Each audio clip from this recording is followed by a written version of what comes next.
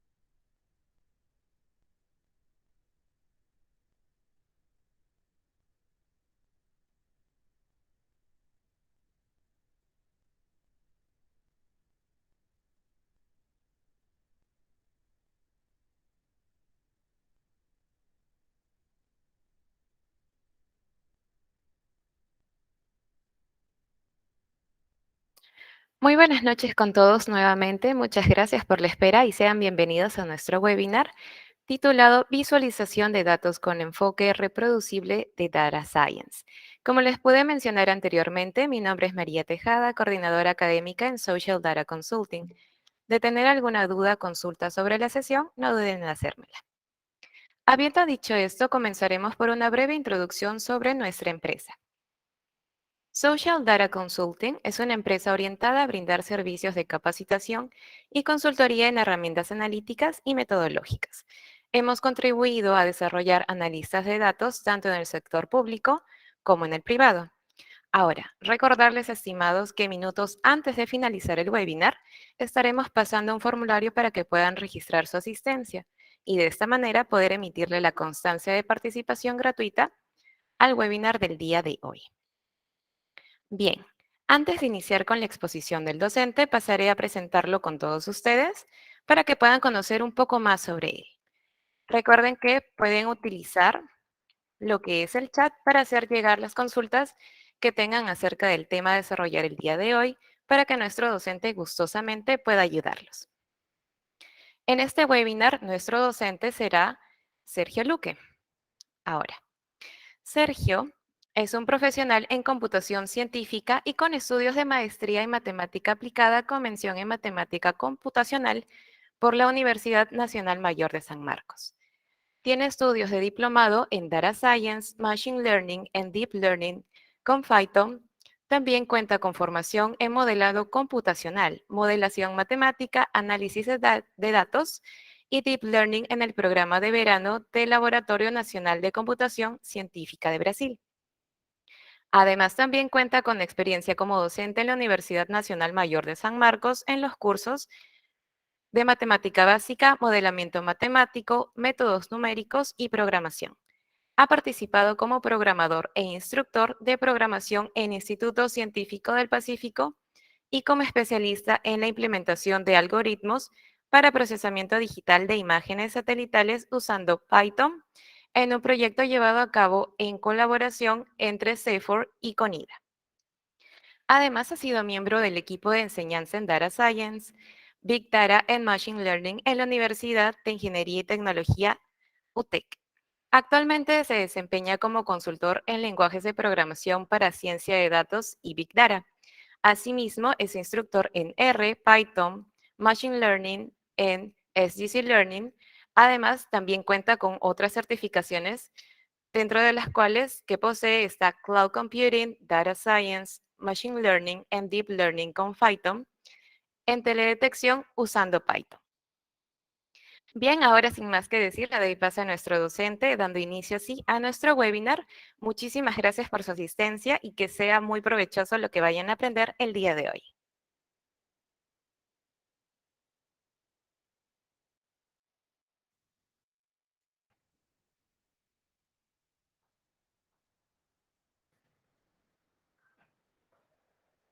Bien, buenas noches con todos. Antes de iniciar, por favor, agradecería que puedan confirmarme que se me escucha bien y se ve la presentación.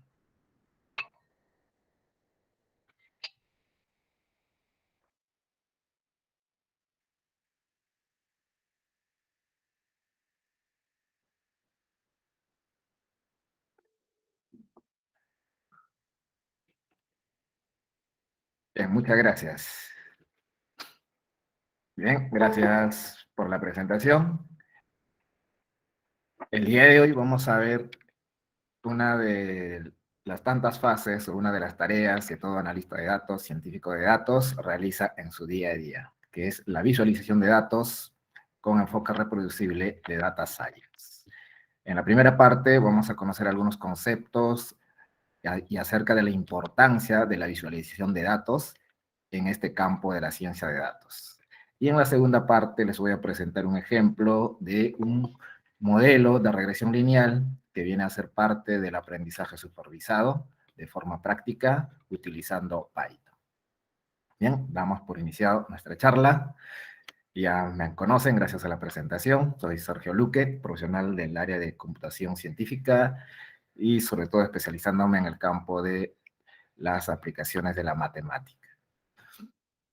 Bien, Este primer gráfico que les presento resume un conjunto de los gráficos más comunes que todos realizamos en nuestra formación como profesionales de ciencias e ingeniería en general. Y estos mismos gráficos los seguimos reproduciendo en nuestra vida profesional como analistas o científicos de datos.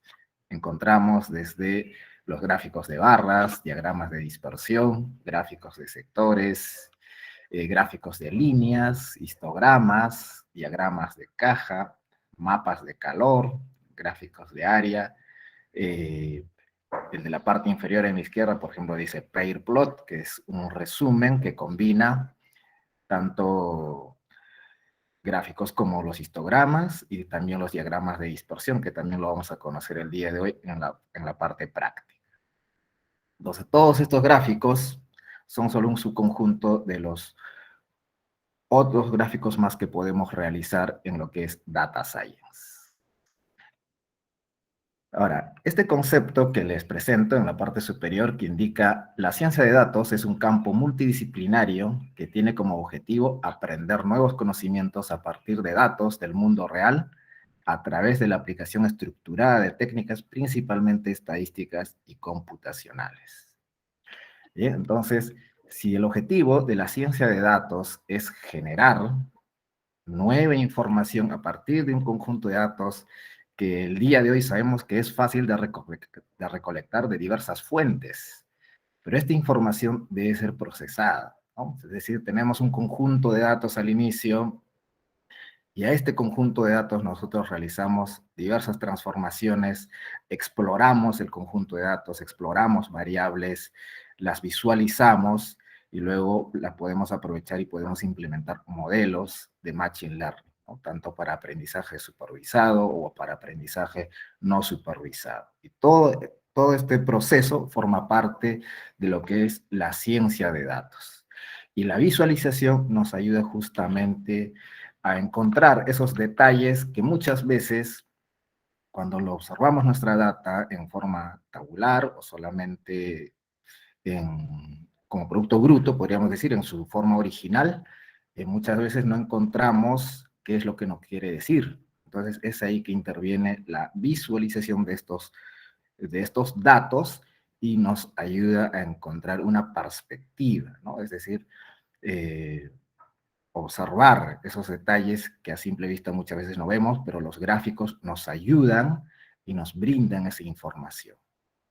Y no solamente queda como información, sino que a partir de ella, el usuario, que muchas veces son analistas de datos, analistas de negocios, directores de muchas empresas, o incluso autoridades del sistema de salud, en este caso, si es que estamos analizando datos de salud, van a entrar en acción y van a tomar decisiones a partir de ello, ¿no? Entonces, se entiende desde aquí la importancia de la visualización de datos. Por ejemplo, es fácil obtener la data para nosotros, por ejemplo, con los datos que están disponibles en el MINSA, acerca de cómo va evolucionando los casos de COVID que nos ha tocado vivir prácticamente a todo el mundo y que aún estamos padeciendo aún. A partir de ella podemos generar un gráfico de línea o con un gráfico de área también o un diagrama de dispersión que nos va a permitir representar cómo ha evolucionado a lo largo de estos meses, ¿no? Los puntos que están de fondo en un color gris un poco más oscuro, pues es un diagrama de dispersión. Y bueno, como observamos, no está, digamos, no es una tendencia continua, ¿no? Por ejemplo, acá observamos que está más de 10.000, debe estar alrededor de 12.000, que fue uno de los más altos que ha llegado en el Perú, pero luego al día siguiente está muy abajo, ¿no? Entonces, ¿a qué se debe esa diferencia? Bueno, muchas veces es al registro, ¿no? Muchas veces los registros llegan demasiado tarde o no se contaba con las pruebas suficientes, entonces no es una tendencia continua, como podemos observar. Pero nosotros, a partir de ese conjunto de datos inicial que se tiene, podemos obtener un promedio, que se llama realizar un suavizado a tu conjunto de datos. Realizas un suavizado a tu conjunto de datos y podemos obtener la curva de la línea roja, que estamos observando que es un diagrama de línea, que sí mejora la representación original del diagrama de dispersión y nos hace ver ya la tendencia de la evolución de los casos a lo largo de los meses, ¿no? Entonces claramente ya podemos observar las curvas de las olas que se han presentado. Ahora, si bien ese gráfico es sencillo de representar, muchas veces no indica o no es información suficiente para las autoridades del sistema de salud para tomar decisiones, ¿no? Para ello existen otras métricas que sí, debido al estudio en el campo de la epidemiología, ya les ayuda a tomar decisiones. Por ejemplo, seguramente ya escucharon muchos de ustedes hablar acerca del número de reproducción básico, ¿no? Es un número que te indica eh, si una determinada enfermedad se va a propagar o se va a mantener constante o es que va a desaparecer, ¿no? Pero ese número de reproducción básico solamente te indica al inicio de la enfermedad, no a lo largo eh, durante el periodo que dura la enfermedad, ¿no? Por ejemplo, hasta ahora todavía no hemos salido de esta pandemia. Entonces, para ello existe una métrica que se llama el RT, que viene a ser el número de reproducción efectivo. Mediante esta métrica, que es una métrica estadística que se puede estimar usando probabilidades y hablando del teorema de Bayes, eh, es decir, entre otras teorías estadísticas y teoría de estadística y probabilidad, se puede estimar este parámetro, ¿bien?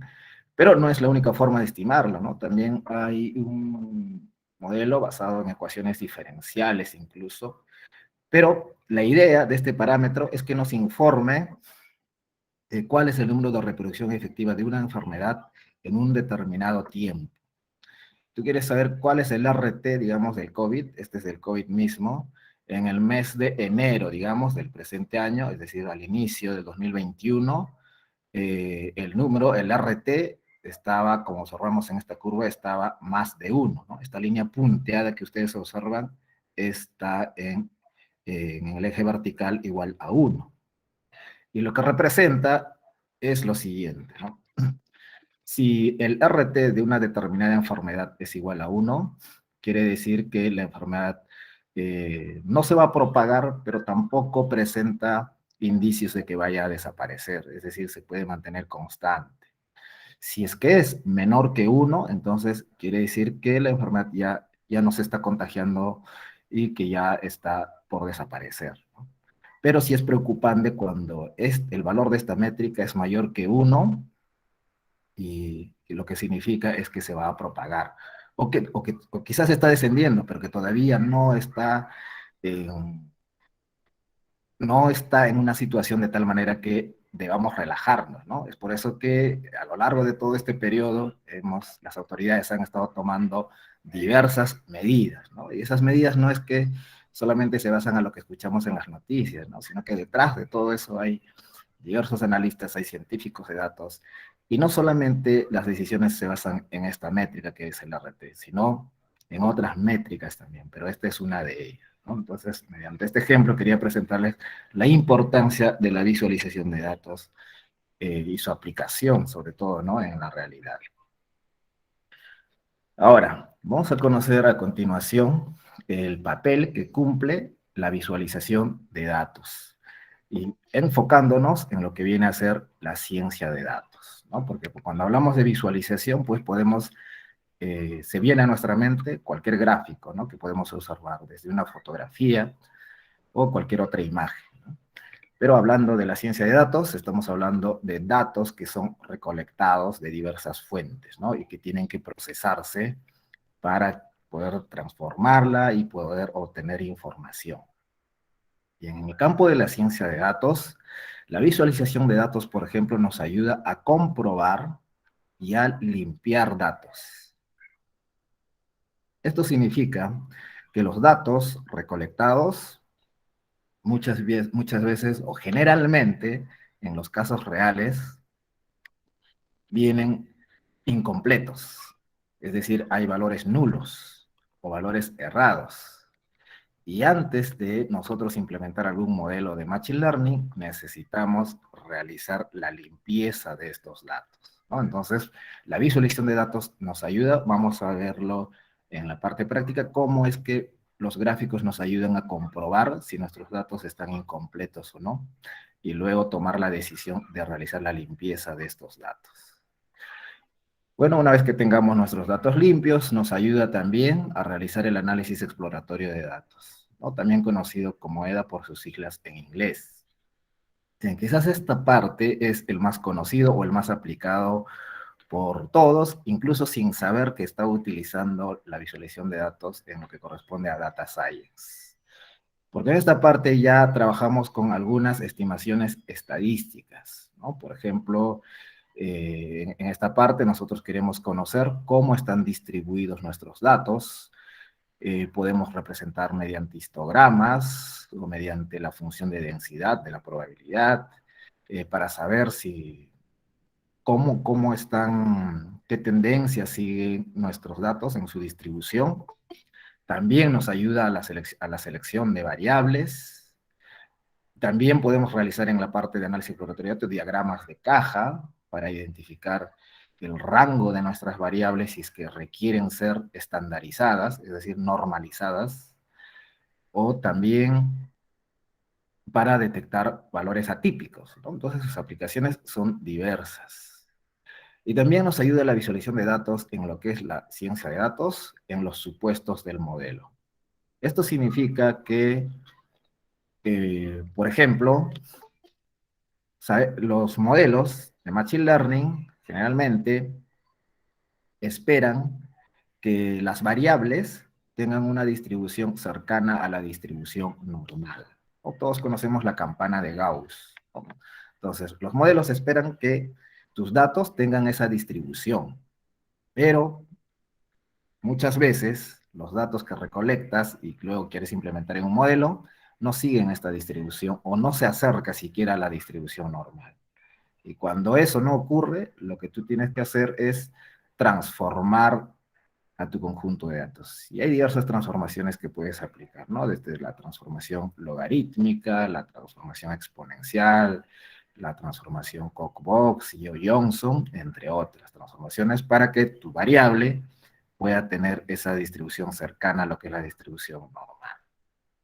En general, la visualización de datos, pues, cumple justamente de respaldar esos hallazgos. Es decir, te sirve como un fundamento, como un sustento que acompaña a esa teoría, ¿no? Del repaso que acabamos de hacer, ¿no? Desde el análisis exploratorio, los supuestos del modelo, de por qué debe tener una distribución cercana a la normal una variable. Entonces, nuestro gráfico nos respalda toda esa teoría. Y finalmente, el papel de la visualización de datos nosotros lo podemos aplicar a lo que es el análisis univariante, si es que nosotros queremos estudiar las características de una sola variable, o bivariante, si es que queremos estudiar cómo es la relación entre dos variables, o multivariante, ¿no? Entonces, por eso es fundamental la visualización de datos en Data Science. Ahora, las componentes de la visualización de datos, en esta parte la literatura, si bien no menciona siempre lo mismo, pero generalmente basa su importancia en lo que es la ciencia de datos y sobre todo en los negocios, ¿no? De ahí la importancia, ¿no? Porque la visualización de datos, como ya hemos visto en el resumen anterior, cumple un papel fundamental en diversas etapas de la implementación de un modelo, por ejemplo, de Machine Learning, lo cual forma parte de la ciencia de datos. Y para los analistas de negocio también es importante. Nosotros constantemente observamos a diario no solamente el crecimiento o la baja, digamos, del dólar, que visualmente, sino también acerca de los precios de los productos a través de diversos gráficos, y los analistas de negocios están detrás de todo eso para comunicar al usuario que es su público, el que va a tener acceso a esa visualización de esos datos, ¿no? Entonces, por eso también una de las componentes que se considera de suma importancia para la visualización de datos es la experiencia del usuario. Ya seas tú un científico de datos, un analista de datos, un analista de negocios, siempre debemos tener en cuenta quién es el usuario al cual va dirigido nuestros resultados, nuestro producto. Además, no solamente debemos tener en cuenta en esta parte para la experiencia del usuario qué tipo de gráfico le queremos presentar, sino también, yendo más allá, podríamos pensar en qué dispositivo va a visualizar el gráfico, ¿no? Entonces ahí ya podemos interactuar con la tecnología y en qué formato lo va a visualizar el gráfico, ¿no? Entonces es muy importante la experiencia del usuario. Y en esta parte, generalmente, los tipos de gráficos, eh, algunos autores lo dividen en dos, ¿no? En lo que son los gráficos de datos y los gráficos conceptuales. En los gráficos de datos son los ya conocidos por la mayoría de nosotros. Por ejemplo, encontramos los gráficos que tienen detrás la teoría estadística, como los gráficos de barras, histogramas, diagramas de dispersión, de línea y muchos otros gráficos. En cambio, en el grupo de los gráficos conceptuales son aquellos donde generalmente no hay datos cuantitativos, es decir, no hay datos numéricos, sino más encontramos palabras e imágenes, como podrían ser, por ejemplo, los diagramas de flujo que nos ayudan a representar diversos procesos y también los llamados diagramas de Gantt, ¿no?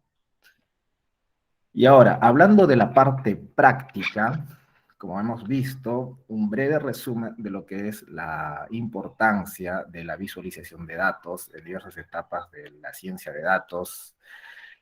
Eh, Hay muchas herramientas. Por ejemplo, quizás una de las más conocidas podría ser Tableau, ¿no? Tableau ya es una interfaz gráfica. También a Excel podríamos mencionarlo, que ya tienen opciones donde no tenemos que intervenir mediante código, ¿no? Simplemente seleccionamos nuestra data de interés y ya nos presentan diversas opciones para representar visualmente nuestros datos. Pero hablando ya de programación, hay herramientas como Python, que es un lenguaje de programación de multipropósito, y además tiene muchísimas librerías, como están observando, y no son todas las librerías para visualización, sino que hay más. R también es otro lenguaje de programación que tiene librerías especialmente para la visualización de datos. Pero hablando de Python, por ejemplo, encontramos en este gráfico la más popular, se podría decir, Matplotlib, ¿no? Matplotlib tiene un ecosistema de funciones para realizar diversos gráficos. Luego podríamos encontrar a Bokeh, a Seaborn, a Plotly, si es que queremos gráficos más interactivos.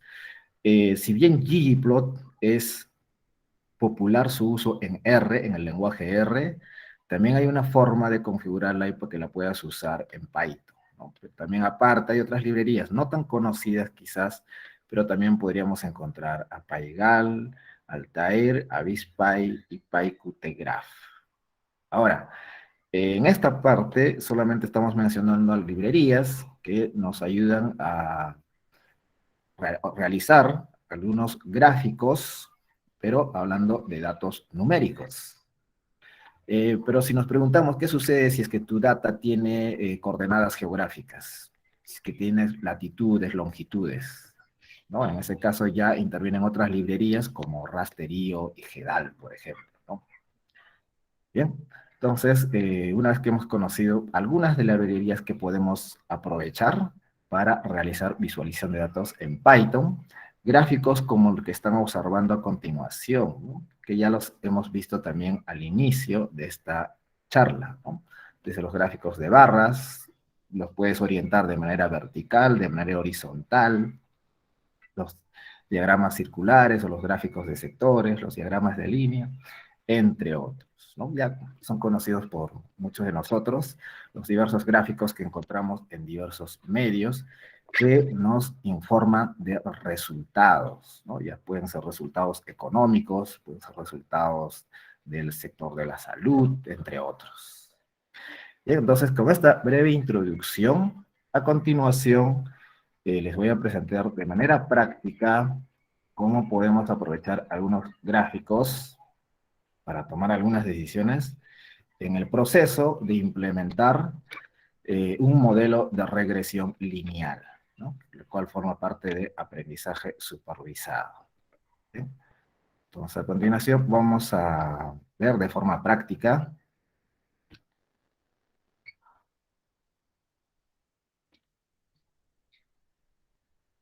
el uso de los gráficos cuando estamos implementando un modelo de regresión lineal. Bueno, vamos a hacer un breve repaso de las librerías que vamos a usar, ¿no? Por ejemplo, son muy populares Pandas y NumPy, que nos ayudan a trabajar con vectores, con matrices, con data frames, como es el caso de Pandas, ¿no? Es decir, nos ayudan para realizar análisis de datos. Y las librerías que nos ayudan para realizar gráficos, pues tenemos a Matplotlib, a Seaborn, y aquí les presento, quizás para alguno de ustedes va a ser desconocido, o va a ser la primera vez que lo ven, es la librería MissingNO. Vamos a saber cómo podemos usar esta librería para poder detectar valores nulos, para saber si nuestros datos están completos o no. Bien, hay dos gráficos que vamos a realizar con esta librería, y vamos a identificar si es que tenemos valores incompletos, datos incompletos. Y luego pues ya conocemos algunas librerías ya para implementar el modelo propiamente dicho, por ejemplo la librería scikit-learn, ¿no? Donde podemos importar las funciones, por ejemplo de train test split, que nos ayudan a dividir nuestra data en un conjunto de datos de entrenamiento y datos de prueba, ¿no? Y luego el modelo propiamente dicho, que es de linear regression. Bien, y la última librería, si bien no es común su uso, que es warnings, que nos ayuda a ignorar algunas advertencias que a veces Python nos lanza, ¿no? Acerca del uso, de cómo estamos usando sus funciones, o cómo estamos usando algún método, o también cuando nos informan acerca de alguna actualización que va a tener alguna de sus funciones o librerías, ¿no? Y muchas veces te puede hacer pensar que hay un error en tu código, pero no es así, ¿no? Pero por lo cual, a veces, no siempre, a veces suelo usar esta librería para ignorar esas advertencias. Bien, entonces, vamos a cargar nuestras librerías. Estoy usando el entorno Jupyter Lab, que tiene integrado el Jupyter Notebook, como estamos observando. Bien, entonces a continuación vamos a realizar la lectura de datos. Bien, ya sabes, con Python. Voy a explicar más la parte de visualización de datos, pero brevemente les voy a contar acerca de los pasos que estoy realizando. Bien, por ejemplo, con Pandas nosotros podemos leer diversos formatos de archivo, ¿no? Como son los CSV, los archivos en formato JSON, de Excel, HDF, que generalmente se usa ya para datos científicos del área de la genética o de la biología, entre otros. Bien, también TXT, y justamente el archivo que voy a leer originalmente es un TXT. Entonces ya tengo el nombre de mi archivo, y luego voy a leerlo usando la función readTable. Y aquí estoy especificando que el decimal es una coma. Bueno, en esta parte estoy especificando que es una coma porque, vamos a ver si me permite, aquí está. Si observamos, este es mi archivo original de mi conjunto de datos. Los números decimales tienen por separación decimal al símbolo de la coma. Pero Python trabaja como separación decimal al punto. Entonces ahí necesito realizar este cambio, ¿no? Entonces, por eso yo le indico aquí que el decimal es una coma. Entonces, ya importamos nuestros datos. Con la función get podemos observar una muestra de nuestros datos. Y ahí ya podemos ver que tenemos nuestro conjunto de datos con sus encabezados y la separación decimal es un punto. Ya es un punto como debe ser para trabajar en Python. Ya no es una coma como lo era originalmente. Entonces continuamos. Bien, podemos acceder a la información de cuáles son sus columnas, la dimensión de nuestra data, por ejemplo, ¿no? Tenemos 79 filas y 12 columnas. Bien, en esta parte no corresponde al caso, pero lo que estoy realizando es una limpieza de los nombres de las variables. Bien, por ejemplo, si se dan cuenta, en los nombres de las variables, por ejemplo, la variable total aquí tiene un espaciado al inicio. Y si en algún momento yo quiero acceder a esta variable, voy a tener que escribir con ese espaciado al inicio, lo cual no es una forma productiva de trabajar, ¿no? Imagínate que si no tuviera uno, si fueran dos o tres o más incluso. Y también no es la única variable. Acá la variable barbell también tiene un espaciado al inicio. Igualmente acá la variable mood y la variable ace, ¿no? Entonces, lo recomendable es realizar esa limpieza, y aquí estoy aplicando métodos de cadenas para poder realizar la limpieza de ese espaciado que se ha registrado, ¿no? Al momento el dispositivo o la persona que haya registrado, pues lo ha registrado de esa manera. ¿Bien? Entonces, ya tenemos nuestras variables, nuestros tipos de datos, y a continuación vamos a analizar los valores perdidos, y en esta parte sí vamos a valernos de la visualización de datos para identificar valores perdidos. Por ejemplo, una de las formas más básicas es usando el método isNull, que nos permite saber en qué variables hay valores perdidos, ¿no? Aquí claramente nos dice que la variable total presenta 14 valores perdidos, la variable front presenta 3 valores perdidos. Pero a continuación vamos a observarlo de forma gráfica. ¿Bien? Voy a usar el método matrix de la librería MissingNO que hemos importado al inicio. ¿Bien? Entonces aquí estoy usando matrix y lo estoy aplicando a mi conjunto de datos, es decir, a mi data frame. Entonces a continuación vamos a realizar este gráfico y este es el resultado que me devuelve esa función de la librería MissingNO. Y observamos que para la variable total me muestra que hay sectores que no tienen información, es decir, hay la presencia de valores nulos. Para la mayoría de variables observamos que está todo coloreado, pero también aquí para la variable front, aquí hay pequeñas ranuras que nos indican que también hay valores faltantes. Y con esto, de forma gráfica, nosotros podemos presentar, como lo habíamos visto en las diapositivas, de que la visualización de datos nos ayuda justamente a detectar valores perdidos y también a tomar la decisión de cómo podemos completar o cómo podemos imputar esos valores, ¿no? Entonces, esta es de forma analítica, podríamos llamarla, donde tenemos un resultado numérico de las variables, y esta una forma gráfica. Y la otra forma gráfica, por ejemplo, este gráfico solamente nos dice que hay valores perdidos en estas dos variables, pero no nos dice cuánto. Y el siguiente gráfico, que es el método var, el método var de la librería MissingNO, sí nos da más información, aparte del gráfico.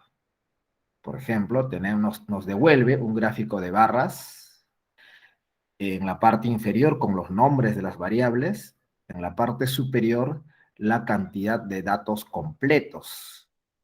¿Cuántos datos debería tener todas las columnas si es que estuvieran completos? Bueno, anteriormente hemos hallado la dimensión de nuestra data, que era 79 observaciones. Entonces, nuestras 12 columnas o nuestras 12 variables deberían tener el número 79 en la parte superior de estas barras.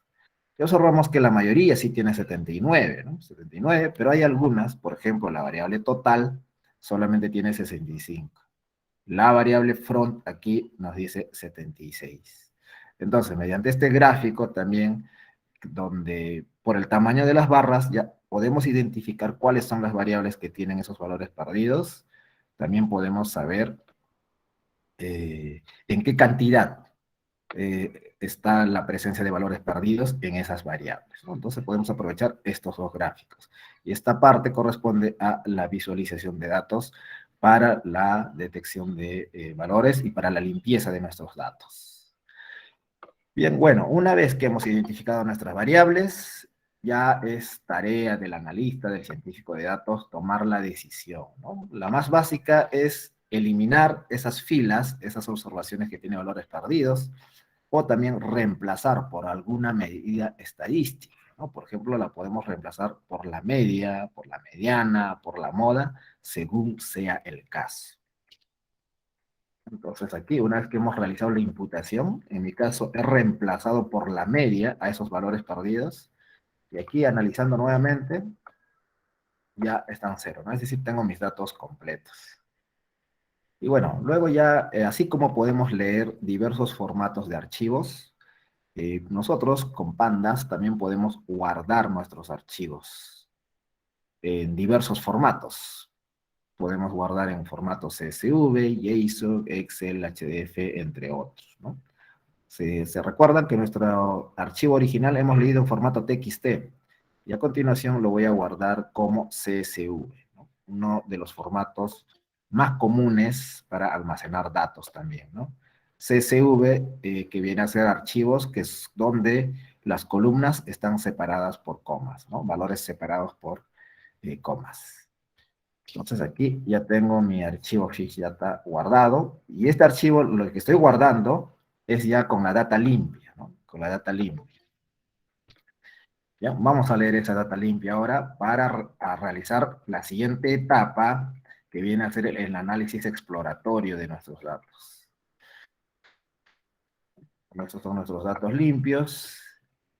Antes de ir a la parte gráfica, por ejemplo, hay una función en Python que se llama info, que ya te da un poco más de información acerca de tus variables. Por ejemplo, te dice si están completos y cuál es su tipo de datos de cada columna, ¿no? En la parte práctica uno ya aprende que la información del tipo de dato que te brinda por variable es importante para saber si tus datos están completos o no también.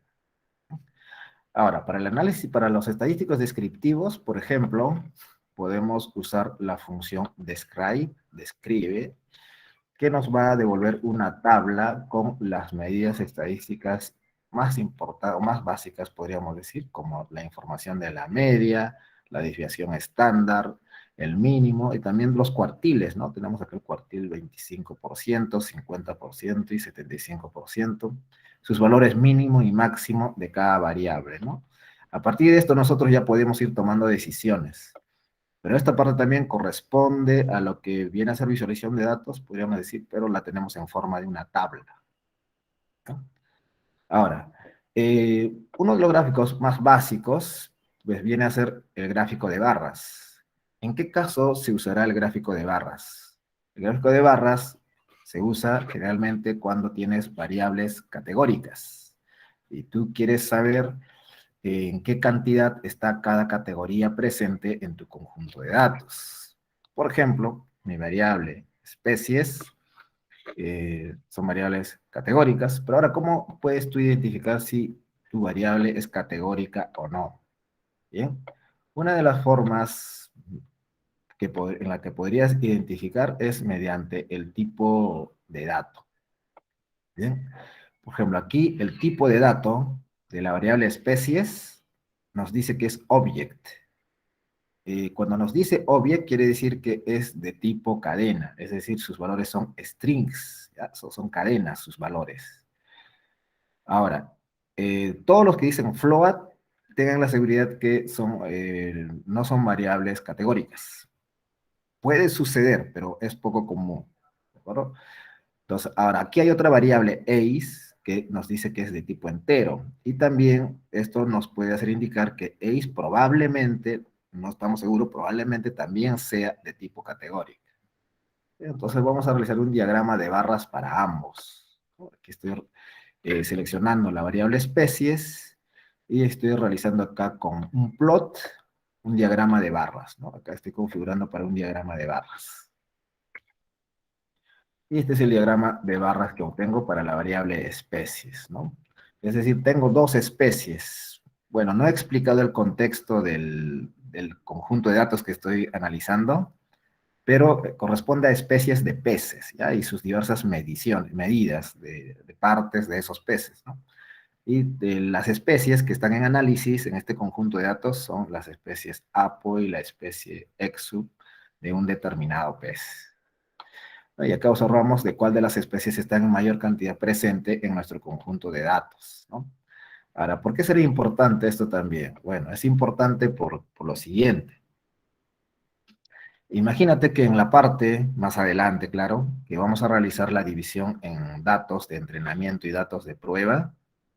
eh, Como esa división se realiza de forma aleatoria, imagínate que todas las variables EXU se vayan para entrenamiento y no te queda ninguno para la prueba, ¿no? Entonces, no estaría del todo correcto esa división, esa forma de dividir de tu conjunto de datos, ¿no? Entonces, tienes que asegurarte de que al momento de que hagas esa división, ambas especies estén presentes en el grupo de entrenamiento y en el grupo para la validación de tu modelo, ¿eh? Ahora, lo mismo para la variable ACE, ¿no? Por ejemplo, a ver, acá vamos a realizar un diagrama de barras para la variable ACE. Y el diagrama de barras que estamos usando aquí ya, aquí estamos configurando la opción bar H, es un diagrama de barras con sentido horizontal, ¿no? Y aquí observamos de que el tipo es, bueno, ojos entendemos, el tipo de ojos 2 es el que está presente en mayor cantidad, ¿no? Mientras que los de tipo 1 y 3 en menor cantidad. Bien. Ahora, otro tipo de gráficos que realizamos en la exploración de nuestros datos es el diagrama de cajas. El diagrama de cajas lo voy a realizar para todas las variables. Tú la puedes realizar de forma individual para cada variable, ¿ya? Para analizar. Pero en esta ocasión voy a realizar un diagrama de cajas para todo mi conjunto de datos. Y aquí está el resultado que obtengo, ¿no? Un diagrama de cajas para todas mis variables. Claro que tienen que ser de tipo numérico, ¿no? Es decir, de float o de tipo entero, flotante o entero, ¿no? Si tu variable es de tipo objeto, es decir, tus datos son cadenas, no lo va a graficar, ¿bien? Por eso acá nosotros no encontramos a la variable especies, sino a la variable desde total hasta ace, que son de tipo numérico, ¿no? Porque especies era de tipo objeto. Bueno, ¿en qué nos ayuda un diagrama de cajas? Pues primero, podríamos observar si es que hay valores atípicos en algunas de las variables, ¿no? Observamos acá en la variable total, si hay un valor atípico, acá en la variable tile también hay valor atípico, y así, entre otros, ¿no? Pero al no ser muchas, podemos seguir trabajando sin la necesidad de transformarla, es decir, sin la necesidad eh, la- de tomar una decisión de cómo tratar esos valores atípicos. ¿Bien? Ahora, otro, ¿a qué nos ayuda? Nos ayuda el diagrama de cajas también a saber el rango de sus valores. Para ello ya sería importante conocer la unidad de medida también de las variables, ¿no? Un ejemplo clásico en esta parte que recuerdo, en este momento se me viene a la mente, es eh, cómo sería si tuvieras la variable edad y sueldo, por ejemplo, presente, ¿no? Y sabemos que la edad, bueno, la esperanza de vida, pues vamos a ser optimistas y vamos a decir que sea de 100 años, ¿ya? Para los seres humanos, pero sabemos que es menor. Y tengas la otra variable que sea sueldo.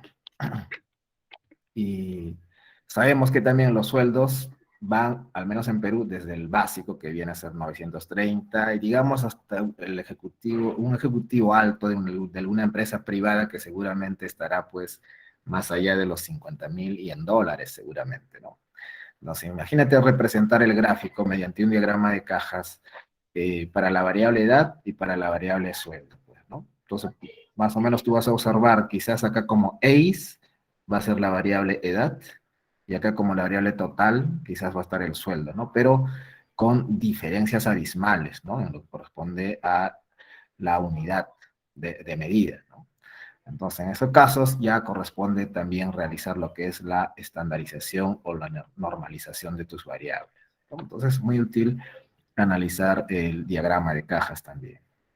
Ahora, También es importante lo que hemos mencionado en el papel de la visualización de datos en la ciencia de datos, es observar la distribución de tus datos.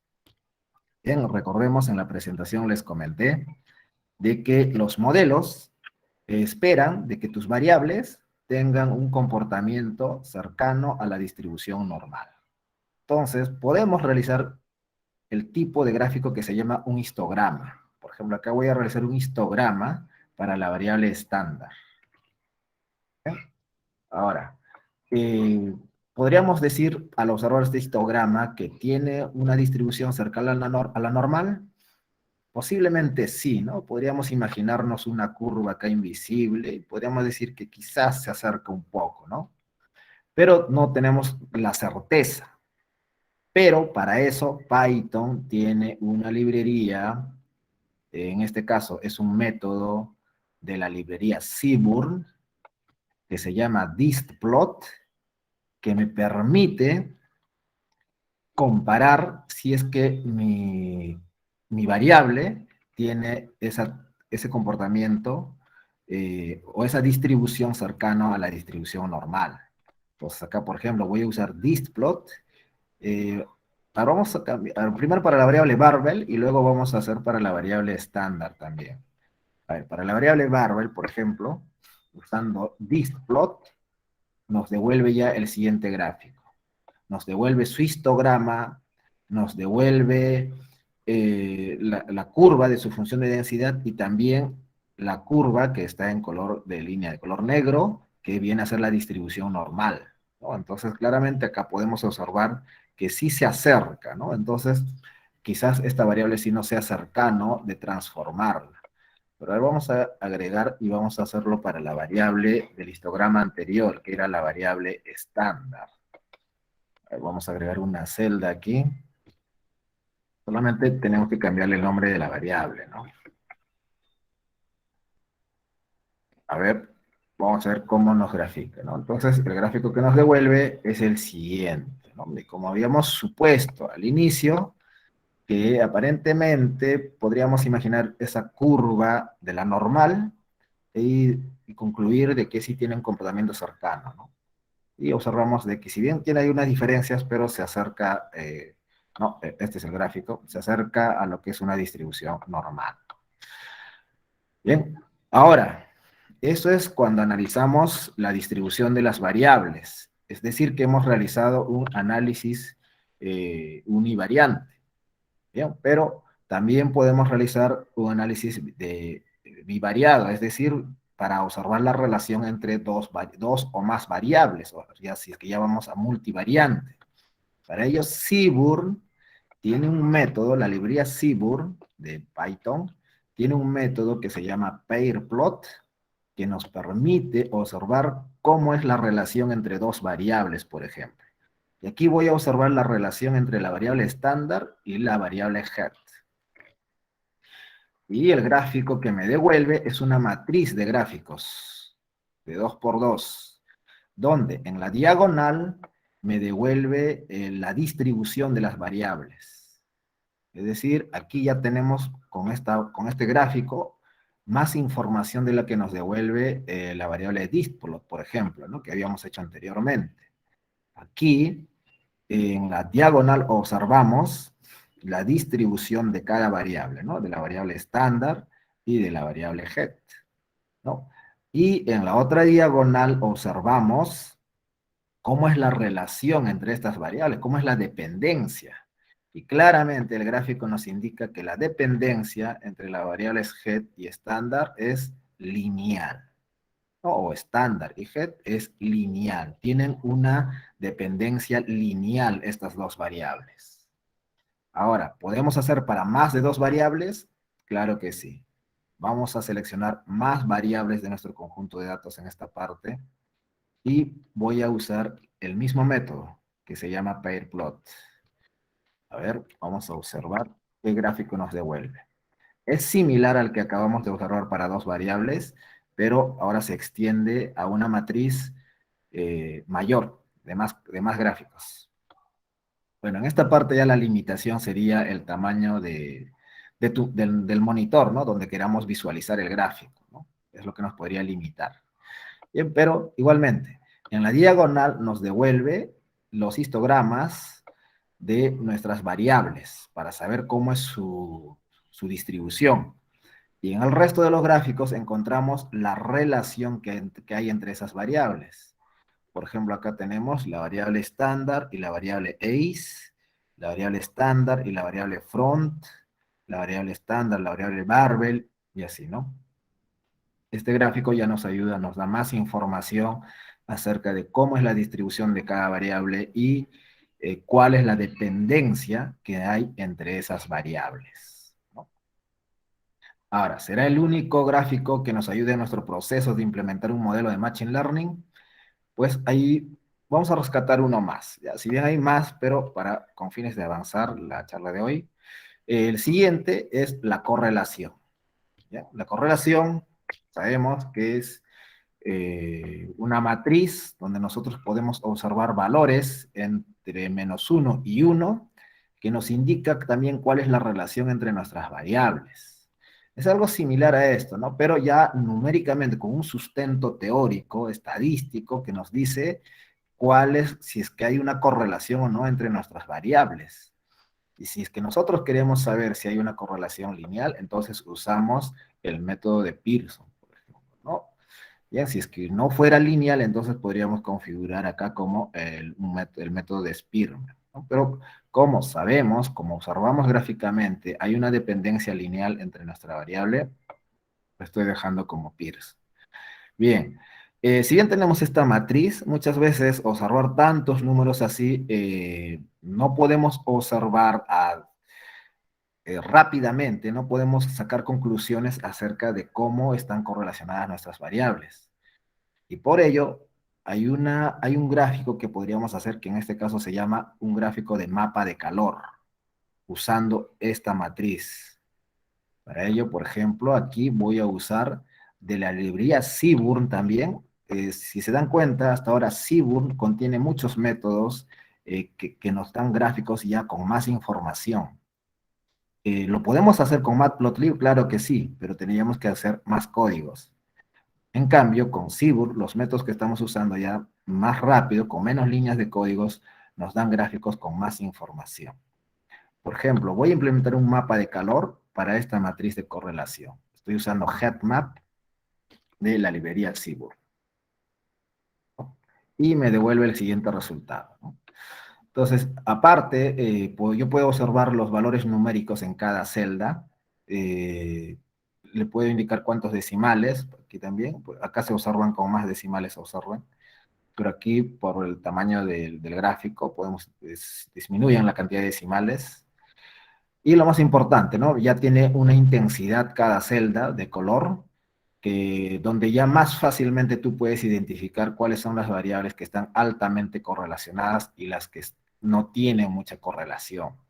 Ahora, ¿en qué te ayuda todo esto? Bueno, la teoría nos dice que nos ayuda a partir de acá a identificar qué variables nosotros podemos considerar para el entrenamiento de nuestro modelo, ¿no? Entonces, si estamos en el caso de regresión lineal, podríamos desechar quizás aquellas variables que no están muy tan correlacionadas con nuestra variable objetivo, por ejemplo, ¿no?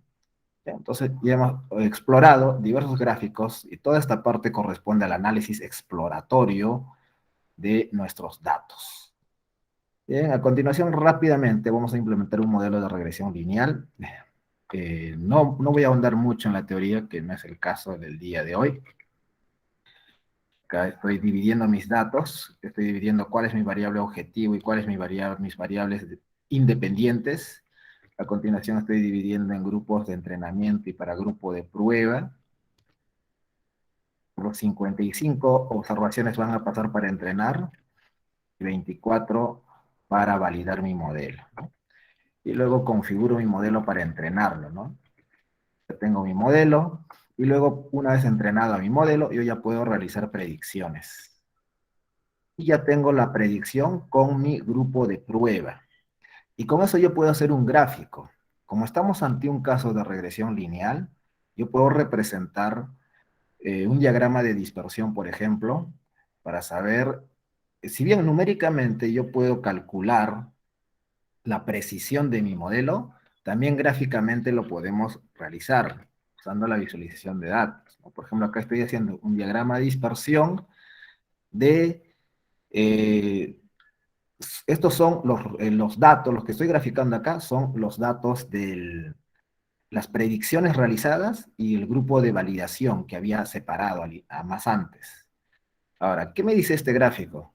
Bueno, me dice, si es que mi modelo fuera 100% preciso, entonces todos estos conjuntos de puntos que estamos observando estarían a lo largo de la recta identidad, es decir, a lo largo de la recta y igual a x. Eso si es que fuera 100% preciso. Pero como no lo es, hay algunos puntos que están fuera o un poco con cierto error alejado de la recta y igual a x, ¿no? Seguramente habrá algunos puntos que están más cerca de esa recta, pero algunos están más lejos.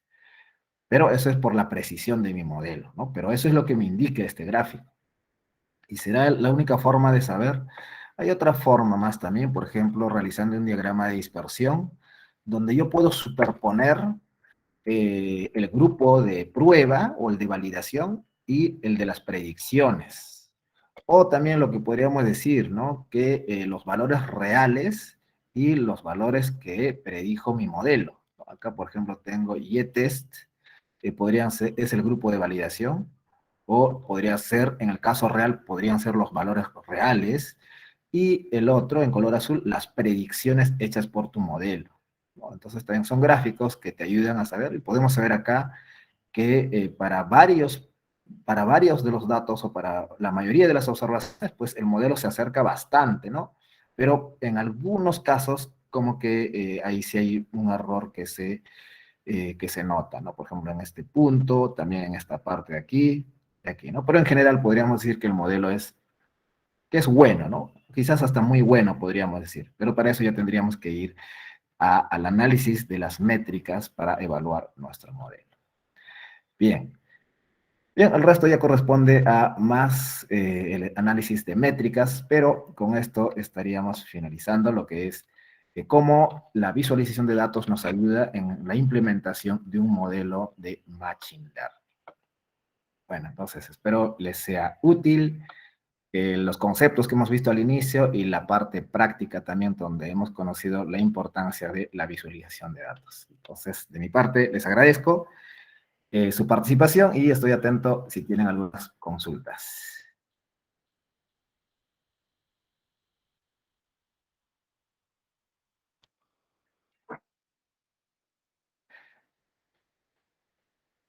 Bien, pueden escribir sus consultas por medio del chat o si es que se animan pueden activar su micrófono, creo.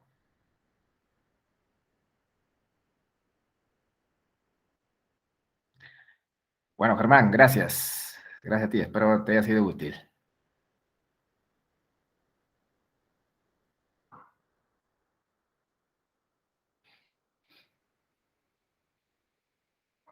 Eh, Creo que está María. María, se están preguntando si es que se les va a compartir los archivos que hemos compartido en este webinar. Sí, profesor, aquí estoy. Sí, me parece que sí, este material va a ser compartido con todos ellos para que puedan tener, ¿no?, la información ahí al alcance de la mano. De acuerdo. Están preguntando por el formulario de asistencia ahora.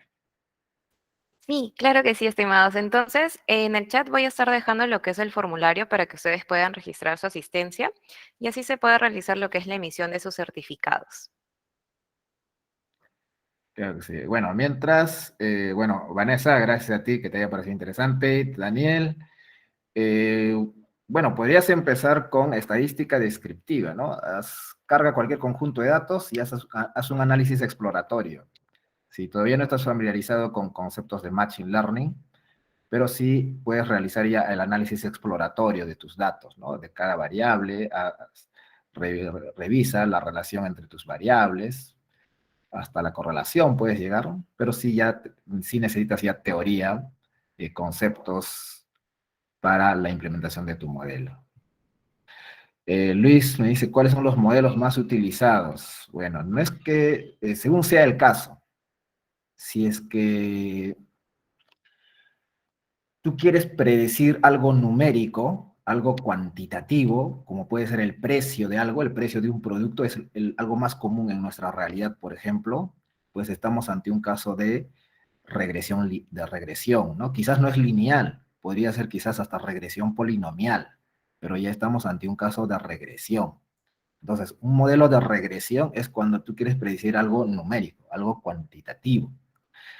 Y si lo que tú quieres predecir es, digamos, en el campo de la salud, por ejemplo, hay un proyecto que estaba apoyando hace poco, se realizó un diagnóstico a un conjunto de pacientes y se quería predecir si es que van a padecer de COVID o no. Y en ese caso ya estamos ante un caso de un modelo de clasificación.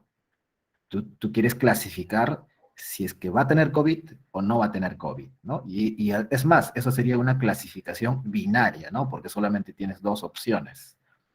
Pero podría haber también una clasificación con más categorías.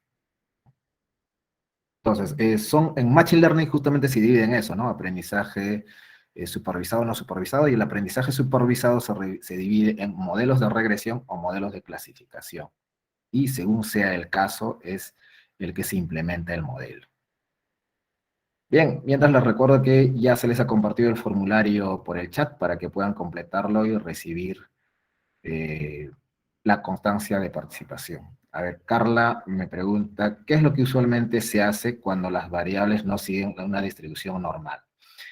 En ese caso, cuando tú realizas un gráfico e identificas que no se acerca a una distribución normal, hay diversas transformaciones que puedes realizar en esa variable, a tu conjunto, a los datos de esa variable. Por ejemplo, las más conocidas, las que más se aplican, pues están ahí la transformación logarítmica, la transformación exponencial, la transformación Cox-Box y la transformación Yeo-Johnson, las que recuerdo en este momento, pero también hay otras. Entonces, si es que tú identificas de que tu variable no tiene una distribución cercana a la distribución normal, tienes que aplicar alguna de esas transformaciones. Ahora, en esta parte también es importante. Si digamos, para esa variable identificas que la transformación logarítmica resuelve. Ahora, ¿significará que la logarítmica es la mejor? No, no significa que es la mejor, sino que para esa variable ha funcionado la logarítmica. Puede que para otro caso ya no te funcione así, ¿no? Entonces tienes que explorar diversas transformaciones. Luis me pregunta, ¿qué tan recomendable es eliminar una variable y cuándo, en qué casos, usar la media, mediana o moda? Está bien, interesante tu pregunta. Eliminar una variable no es la mejor decisión que digamos, ¿no? Porque estás perdiendo información clara, ¿no? Acerca de una variable que sí podría ser fundamental para la precisión de tu modelo. Ahora, a no ser que ya hayas hecho diversos análisis y hayas concluido, por ejemplo, no hemos visto en el ejemplo de hoy lo que corresponde a la selección de variables. Hay diversas técnicas para seleccionar variables. Si tú has aplicado ya esas técnicas y has identificado que definitivamente una variable no aporta mucha información para tu modelo, entonces la puedes desechar con toda confianza, ¿no? Y ahora, ¿en qué casos usar la imputación? Entiendo que imputar. Ahora, eliminar variable, te entiendo por eliminar la columna, o te estás refiriendo a eliminar filas, ya son cosas diferentes. Ahora, ¿en qué cosas usar la media, mediana o moda? Bueno, la media generalmente se usa cuando tú quieres imputar valores cuantitativos continuos o valores de tipo flotante, ¿no? De decimales. Y, por ejemplo, ¿qué sucede si tú tienes una variable categórica? Y como en el ejemplo que hemos visto, por ejemplo, en el caso de ACE, los tipos de ojos, teníamos tres categorías, ¿no? Uno, dos y tres. Y imagínate que esa variable ACE tenga valores faltantes. No tiene sentido, por ejemplo, ahí que imputes por la media, ¿no? No tiene sentido que imputes por la media, ¿no? Entonces, en ese caso, como es una variable categórica, lo correcto sería imputar por la moda, ¿no? ¿Cuál es el dato que más se repite? Y probablemente sea el dato que más falta, ¿no? ¿No? De esa forma. A ver, Jorge me pregunta, ¿hay algún orden para el aprendizaje de las librerías en Python para ciencia de datos? No hay un orden específico, pero si estás iniciándote en este mundo, yo te recomendaría primero que te familiarices bastante, bueno, entendiendo que ya tienes conocimientos de Python básico, te, continúes con NumPy. Si bien NumPy a veces ya sabes manipular vectores y matrices y acaba ahí, no, tiene más aplicaciones, ¿ya? Entonces con NumPy o NumPy, que se escribe, puedes organizarte más. Resuelve todos los ejercicios posibles con la librería NumPy y luego Pandas. Y Pandas ya estás analizando, con NumPy solamente trabajas con datos numéricos. Con Pandas ya vas a trabajar con datos también que no son numéricos, ¿no? Entonces, luego de NumPy te recomiendo Pandas, y para la parte gráfica te recomiendo primero Matplotlib y luego también lo que hemos visto hoy día, Seaborn, ¿ya? Con Seaborn podrías empezar con esas librerías. Y luego sabemos que el ecosistema de Python en librerías hay muchas, ¿no? Constantemente se están incluso implementando más.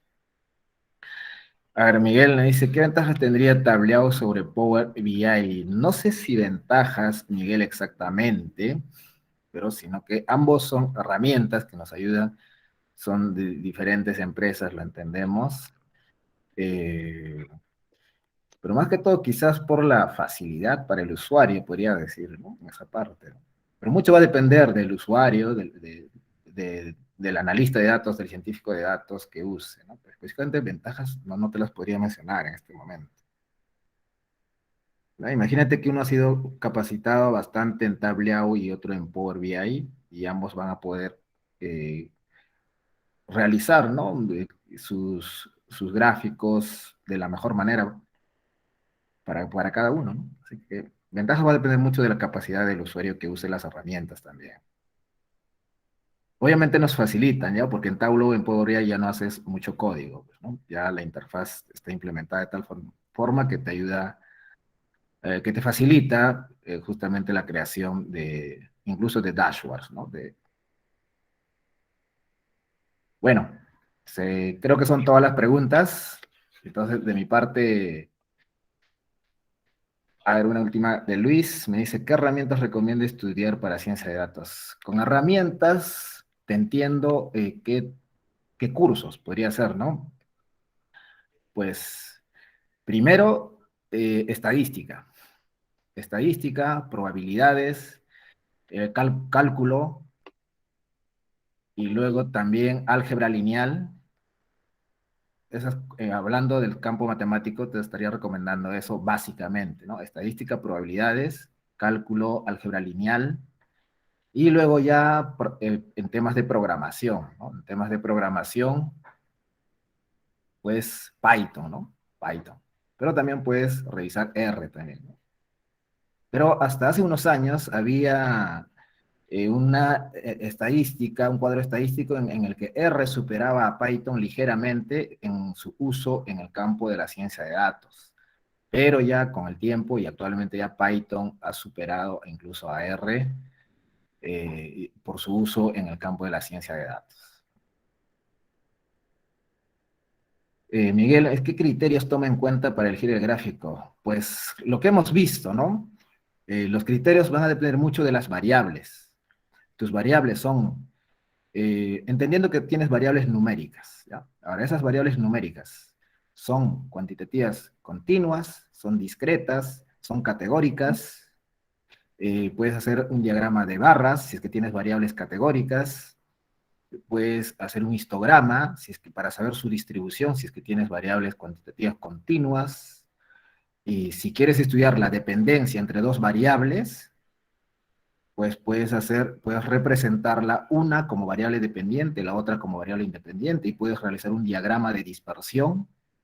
En fin, el criterio va a depender mucho de tu tipo de variable y qué información quieres buscar de esas variables. No, y no son los únicos criterios, claro. Con la práctica uno ya aprende cuáles son los criterios que debe aplicar para realizar los gráficos. Bien, entonces, de mi parte, les reitero el agradecimiento de su participación en este evento. Espero se hayan inscrito en el formulario para recibir su constancia. Y bueno, agradecerles nuevamente, agradecer a Social Data Consulting y espero que nos veamos en un próximo evento. Que tengan buenas noches.